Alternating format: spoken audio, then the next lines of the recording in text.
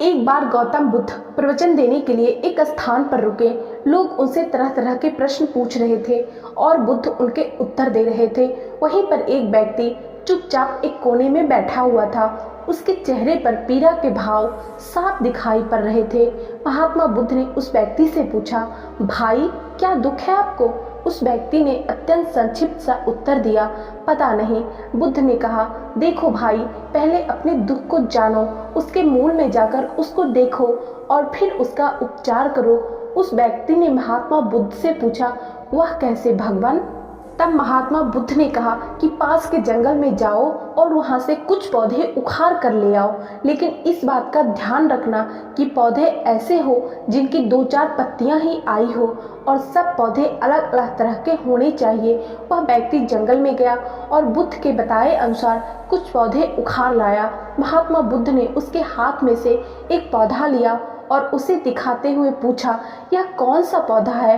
व्यक्ति ने कहा, यह तो बहुत छोटा सा पौधा है, इसकी पत्तियां भी बहुत छोटी छोटी है, इसलिए अभी मेरे लिए यह बता पाना यह कौन सा पौधा है बहुत मुश्किल है। महात्मा बुद्ध ने कहा, इस पौधों की जड़ों को ध्यानपूर्वक देखो और बताओ कि वहाँ क्या है। तब उस व्यक्ति ने जड़ों को ध्यानपूर्वक देखा और बताया कि इसकी जड़ों में पौधे के बीज का आवरण लटका हुआ है। इससे पता चलता है कि इसे नीम का पौधा होना चाहिए।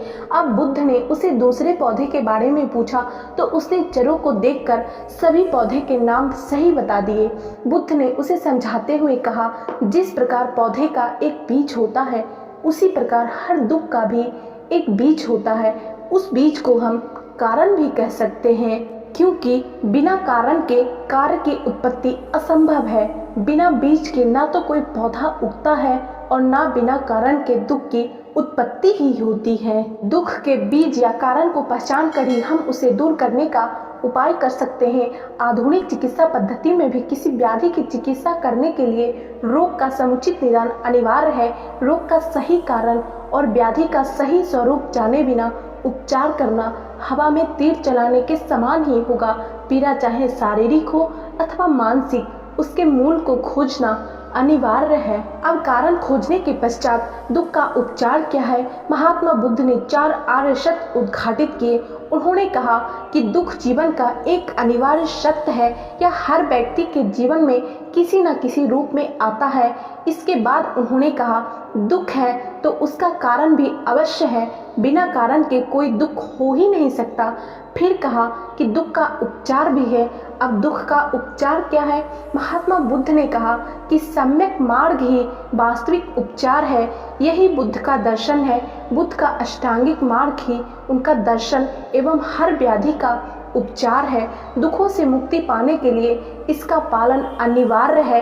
अब यह सम्यक मार्ग क्या है? जीवन के हर क्षेत्र में हर प्रकार की अति से बचकर बीच का रास्ता अपनाना ही बुद्ध का अष्टांगिक मार्ग अथवा सम्यक मार्ग है।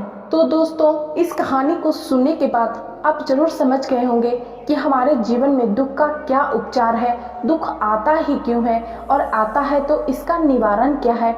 यदि हाँ तो वीडियो को लाइक जरूर कर दीजिएगा और चैनल को सब्सक्राइब करके बेल नोटिफिकेशन जरूर प्रेस कर लीजिएगा, ताकि हमारे चैनल पे आने वाले अगले सभी वीडियो का नोटिफिकेशन आप लोगों तक पहुंचता रहे, क्योंकि इस चैनल पे आपको इसी तरह के मोटिवेशनल, लाइफ चेंजिंग और इंस्पिरेशनल वीडियो लाइफ टाइम मिलते रहेंगे।